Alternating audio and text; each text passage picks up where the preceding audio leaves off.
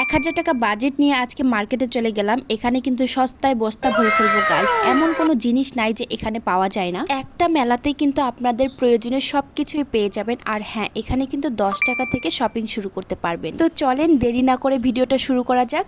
Hi everyone, আসসালামু আলাইকুম। কেমন আছেন সবাই? আই হোপ আপনারা সবাই ভালো আছেন। আজকে 1000 টাকা বাজেট নিয়ে মার্কেটে যাব। তো চলেন কোন মার্কেটে যাচ্ছি এবং সস্তায় কি কি কিনতেছি সবকিছু আপনাদের সাথে শেয়ার করব। আচ্ছা, ভিডিও শুরু করার আগে বলেন তো কে কোথা থেকে আমার ভিডিওটা দেখছেন। আর হ্যাঁ, যারা এরকম সস্তায় শপিং ব্লগ চাচ্ছেন আমাকে কিন্তু কমেন্ট করে জানাতে পারেন। ঢাকার আনাচে কানাচে কোথায় কোন মেলা বসে, খুব কম দামে কোথায় কি পাওয়া যায় সবকিছুই কিন্তু আমি আপনাদের সাথে তুলে ধরার চেষ্টা করব। 1000 টাকা শপিং চ্যালেঞ্জ ব্লগে আমি প্রথমে একটা টি শার্টের দোকানে গিয়েছিলাম। এখানে 50 টাকা দিয়ে একটা টি শার্ট কিনেছি। দেন আমি এদিকে আসছিলাম, এসে দেখছিলাম যে আমার একটা প্লাজো দরকার ছিল টি শার্টের সাথে পরার জন্য।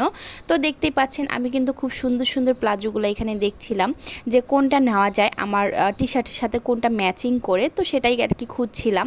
তো অনেক খোঁজাখুঁজির পর আমার কাছে এই প্লাজোটা অনেক ভালো লেগেছে এবং এত আরাম, এত সফট কি বলবো। দেন এদিকে কিন্তু আরও অনেক অনেক প্লাজো ছিল। আর এই প্লাজোগুলো কিন্তু একদম নিউ কালেকশন, এগুলোর প্রাইসটাও একটু বেশি। তো আপনারা যদি দামাদামি করে নিতে পারেন তাহলে কিন্তু আপনারা জিতবেন।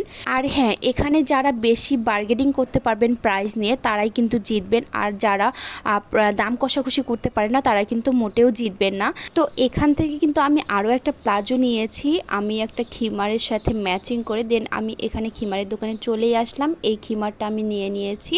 খিমারটা ছিল 550 টাকা, তবে দাম অনেক কষাকষি করে আমি 20 টাকা কমিয়েছিলাম। দেন এদিকে চলে আসলাম শুজের দোকানে।